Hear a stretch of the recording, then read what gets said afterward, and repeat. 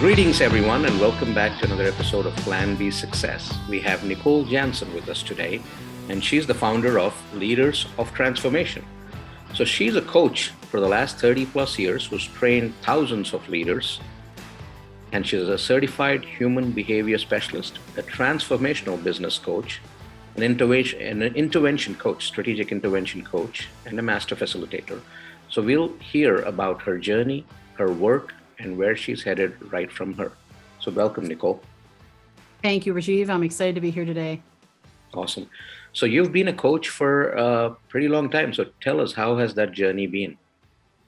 Yeah, so formally for 16 years, but informally for over 30, because I didn't really see myself coaching formally, but it was really just as a function of the business that we developed. I grew up around my parents having businesses and so forth, and got involved in their business, as well as starting my own business when I was 16 years old, hence the 30 plus years.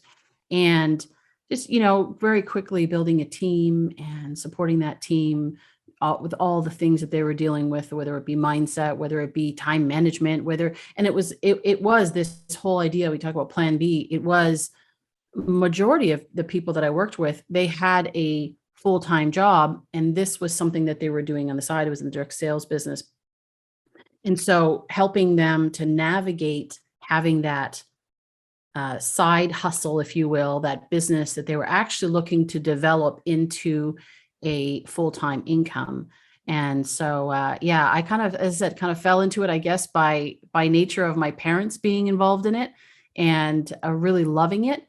And then later on, when we were no longer doing that business, then I took what I learned there and applied it to a formal coaching and training organization, which I had discovered the edge, and now it's Leaders of Transformation. So, when you mention the informal aspect of it and the formalization, at what point did you decide that you wanted to formalize it? And what was the reason behind doing that? Yeah, great question. So it was actually because our business fell apart. We had a very successful business. We had a team that was in multiple countries and so forth, and it was doing really well. But through a series of events, that business ended up falling apart, and I had to reevaluate what I was going to do going forward. And I extracted all the learning after the pity party, of course, of losing everything. I sat down and I said, okay, so what can I do with this? How can I use what I learned in a different way? Because I didn't want to rebuild in that industry, but I had all of this experience, and a lot of it was very transferable, which I came to discover. And so that's how I started getting into training. And it was actually doing workshops, teaching personality dynamics, that's where the human behavior specialist aspect comes in, and understanding how personality dynamics work, because every business is a people business. So certainly that was a tool that I used and became second nature to me, and was teaching all the time. But as I was doing those workshops, people started asking me if I would coach them. And initially I was like, oh, no, I'm not a coach. Like, I'm not a therapist is what I was thinking. Back in the day, there wasn't that many coaches around. And, I was like, no, this isn't really what I do. Right. And then after a while, they kept asking me, I'm like, what exactly is it that you're looking for me to help you with? And as I started to understand what it is they wanted and how I could support them, I realized I had been doing this for 15 years already at that point. So that's when I decided to become a coach. I took on those clients, but first, before I did that, is I actually hired a coach. In my mind, rather than doing a certification program, whatever, I thought the best thing back then, I thought, well, what do you do when you want to learn something? Is you apprentice, right? So I actually hired a coach that coached me on how to grow and set up my business, the coaching business, and to really more so structure the conversations and so forth. And that's when it dawned on me. I'm like, oh my gosh, I've been doing this forever. And then I started to apply with my clients, and then later on got certifications and various coaching and advanced coaching certifications along the way. So when you actually made the transition from an informal coaching setting to actually formalizing it, I think one challenge a lot of people face, especially when stepping into into becoming a coach, is how do they monetize their business, right? So what was it for you when you made that shift, knowing that now you're a professional coach, doing it as a business? So how easy or how difficult was it to ask for money for what you were actually doing it informally before? Ooh, that's good. It's a good question. Well, initially it was a little difficult. It felt weird initially, and that's why having a good coach that helped me walk through that process and get comfortable with it, and also affirm me in the value that I actually was bringing. So because as the coach, and I hired various coaches from with different styles so that I could learn from a bunch of different people, and they all were like, "Oh, Nicole, you have everything already there." So that was helpful to hear that from someone who had been coaching for many, many years and was very successful at it. They helped me to set my pricing so I knew where to start off. And where you start is actually really important because a lot of times we hear, and I know a lot of people who've come to me as coaches who ask me to coach them, and they do the certification programs, and a lot of the certification programs are really focused on, I'm talking about coaching certifications, a lot of them are really focused on the coaching itself, but they don't really talk about the marketing of it, which is really important. You can be a great coach, but if you don't have clients or you don't know how to go out and put yourself out there, you're not going to be successful. To your point, how did I do that? Well, first of all, I built upon the experience and the value that I was bringing to others. And I told you, of course, some of my first clients came because they actually asked me to coach them. And so through my warm market, they got to know me. They were at my workshops. That became a very common way for me to get clients, was to do a workshop to create massive value. And then people, go, wow, she's really great. And I'd really like to coach with her. I think I could learn a lot of things. I think she could help me take me to the next level. And so they started hiring me from there and then referring. Once you start coaching and you start creating results, then you can also build upon that success. You can get the testimonials. People start saying, wow, she's amazing. You should work, with her as well. And so it started to go and expand from there. Another thing is networking is really, really important. If you're sitting at home and you're wondering, how do I get clients, and you're not out there networking, well, unless they knock on your door, and especially nowadays, we're not as physically interactive with all of the COVID stuff happening in the last couple of years. It's just really, really important to get yourself out there and connecting with other people. And one more thing I'll say is that I had a lot of referrals along the way. And people used to ask me and say, how do you get so many referrals? And it wasn't some kind of referral strategy, if you will. It was that I was giving referrals. So I was networking and I was getting to know people and what they were looking for. And then I would connect people back and forth, even if it was not clients, but it was referral, like strategic alliances, where they might be able to refer business back and forth or do something together. And I did a lot of that.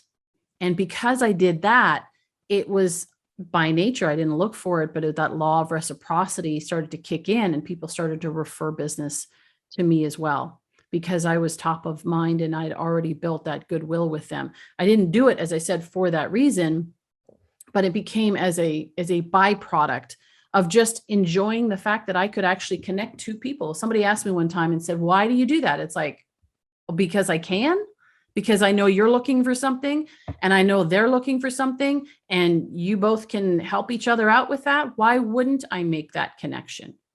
And when we're talking about doing it online now, it's the same principle. It's just virtual that we do that.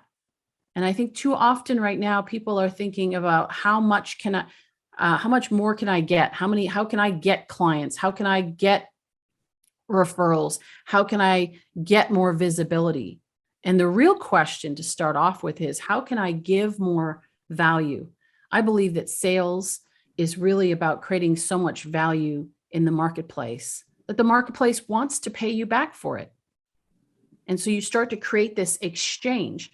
A lot of people walk into the exchange and they actually want to make a withdrawal from a bank account they haven't put a deposit in yet.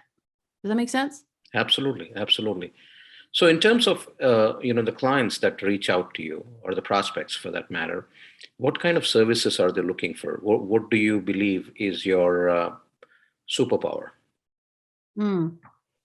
It's an interesting question because, and you're asking really good questions, by the way. I'm a podcast host, so I can appreciate really good quality questions.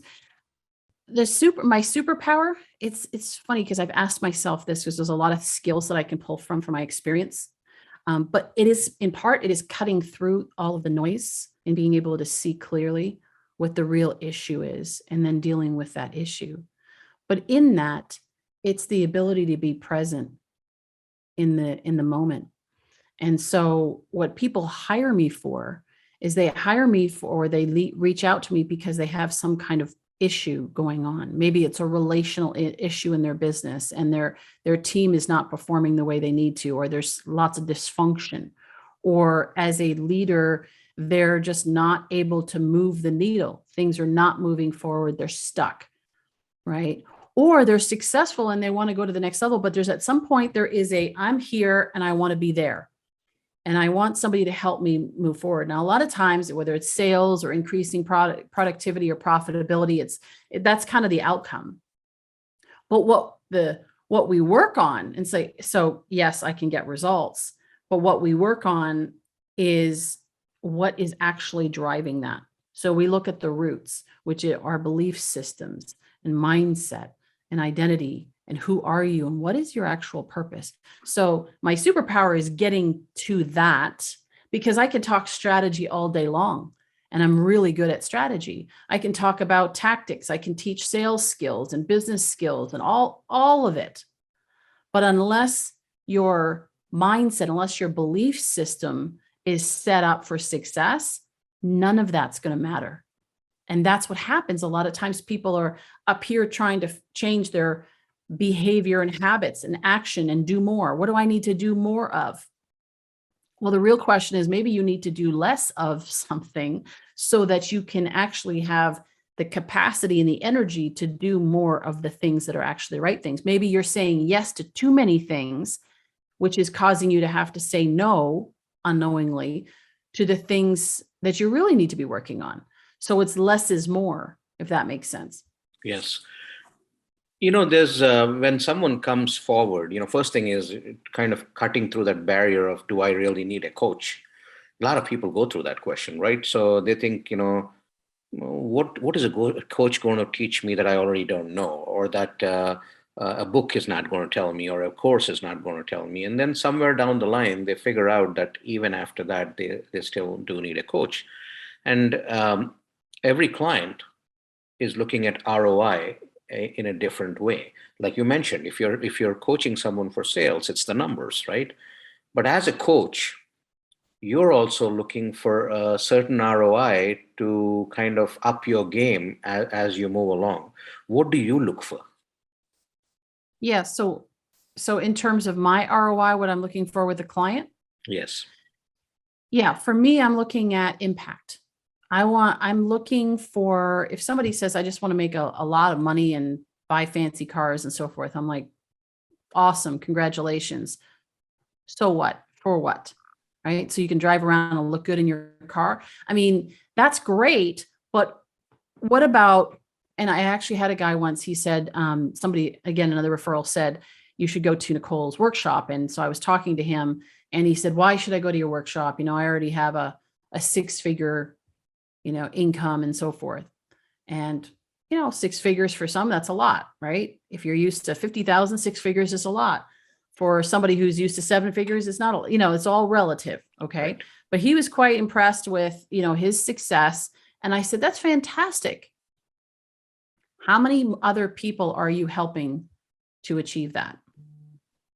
And he was like, oh, I never thought of that.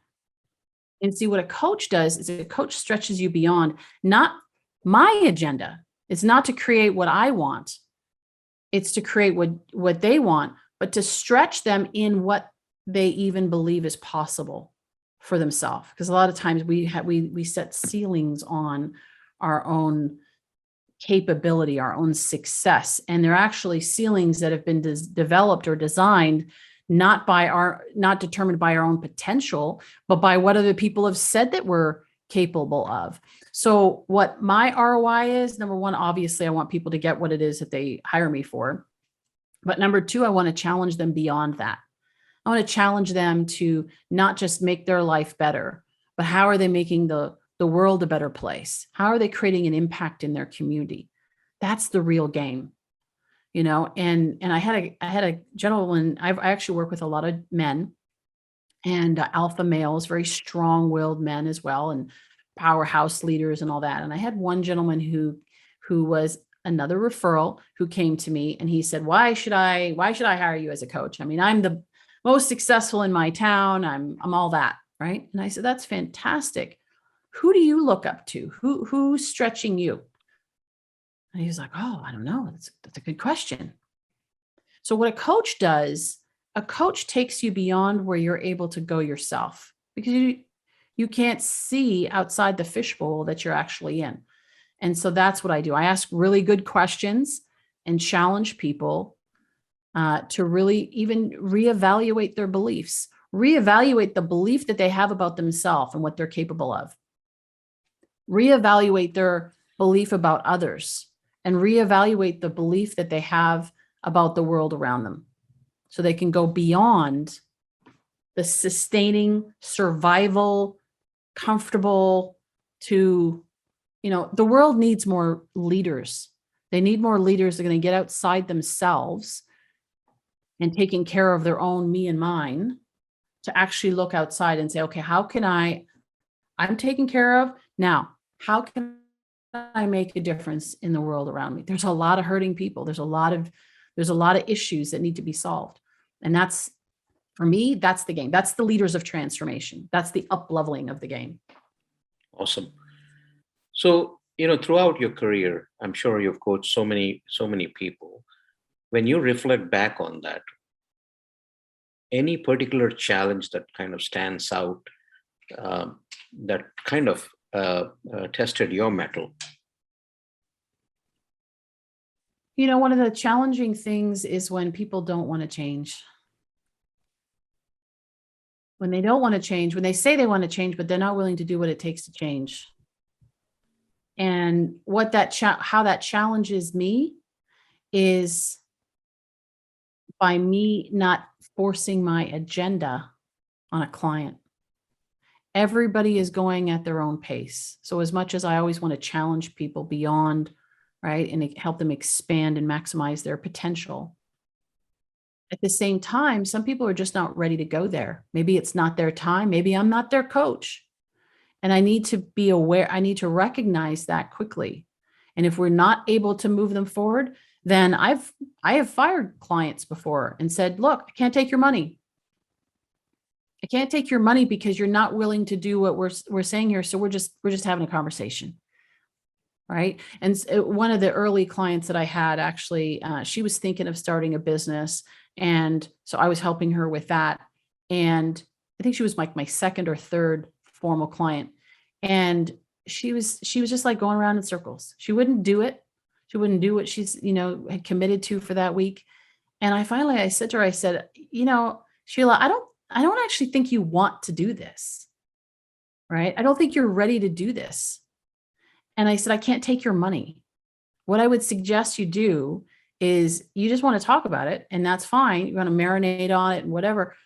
Go take a girlfriend out for lunch. Buy her lunch. Shoot, it'll be cheaper than paying for me. Right? Have a nice time with your friend. Talk about it. And when you're ready and saying, okay, I want to bring this idea into fruition, then talk to me. So, that's the challenging thing, is because I can see it for someone else and I can say, oh, this would be so great. You'd be so great at this, but I can't make them do anything. They've got to want to do it. Now I can open them up and I can cause them to think differently and expand their perspective, But bottom line, every single person has free will, and they can choose to opt out. They can choose to stay exactly where they are. And that's their choice. That's why when clients come to me and say, I need you to kick my butt, I need you to push me, I'm like, no, no, no, no, no. That's actually not my job. If I have to push you and kick your butt every week, then we need to look at what's actually going on for that to be the case. There's a deeper issue going on. Either you don't love what you're doing, you don't believe in what you're doing, you're tired. What is it that is causing you to think that you need someone external to push you? That's not how this works, right? And so, I'm very, very clear on that. But it's hard because I see it in people and I get excited and I want it more for them than they want it for themselves. Right. So Nicole, Leaders of Transformation, what programs do you offer through that? Sure. So first of all, Leaders of Transformation started off as a podcast. And so I had Discover the Edge as my coaching business. Leaders of Transformation was the podcast. Now I'm branding everything and moving everything over under Leaders of Transformation. Obviously, it simplifies the brand, and it is what I am all about. So I provide coaching, private one-on-one coaching. I work with teams. I work with leaders and their teams. And most importantly, it's actually helping leaders work with their teams rather than just being someone that comes in and quote unquote fixes a team, right? I'm actually equipping the leaders to be more effective in working and relating to their teams, and that they can work together and create strengths-based teams.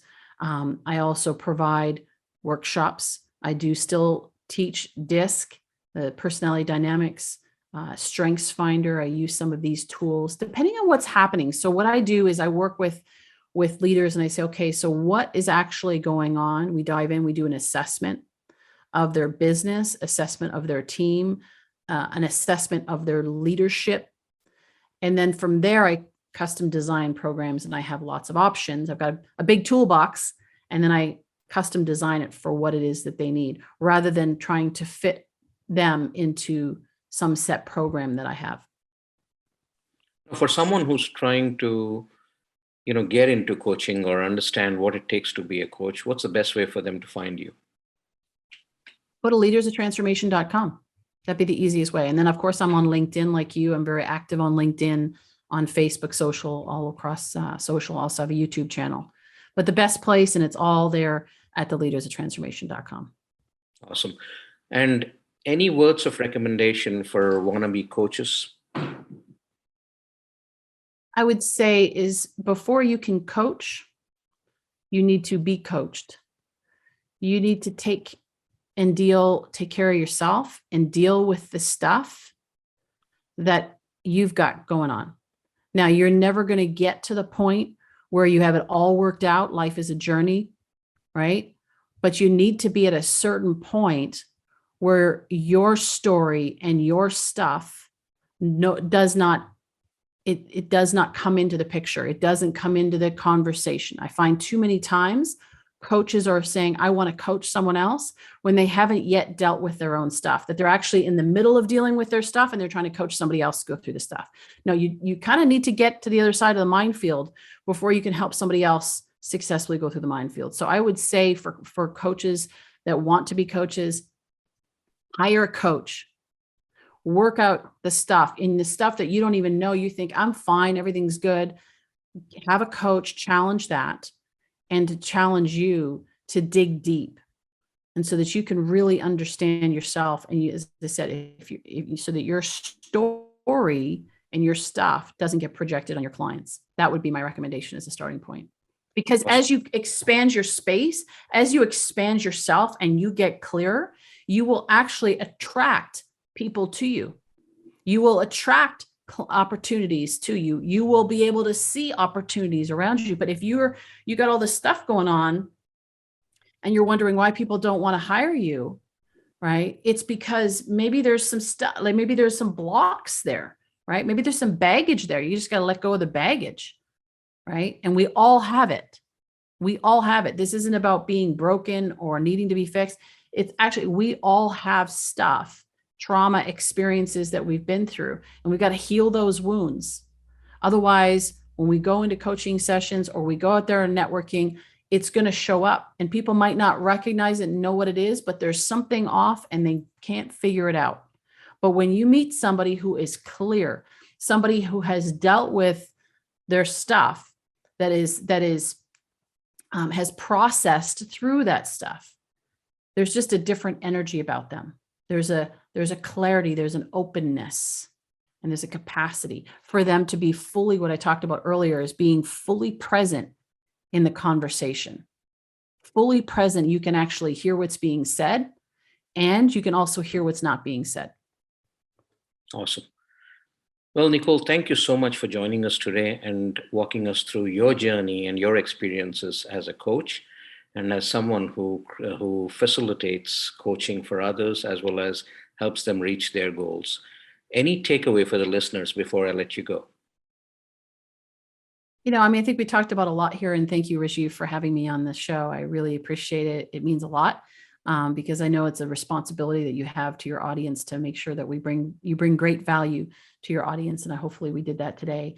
In terms of takeaways, I would say you talk about doing that journey yourself, right? I think the biggest thing is believing in yourself and believing that you're capable of doing it, believing in that potential that you have, and then doing the hard work. I say the hard work, but do the inner work. That's the hardest work. The rest of it's easy, actually, right? Marketing and all that kind of stuff, it kind of unfolds naturally. If it's hard, it's probably because there's some inner work that still needs to be done. So believe in yourself, invest in yourself, and you'll be great. You'll do it. But it takes that. And when you become a clearing for others, oh my gosh, it's so worth it. It's so worth it. It's so rewarding. Awesome. Well, Nicole, thank you so much for joining us, and we wish you the very best as you progress on your journey. Thank you, Rajiv. Likewise.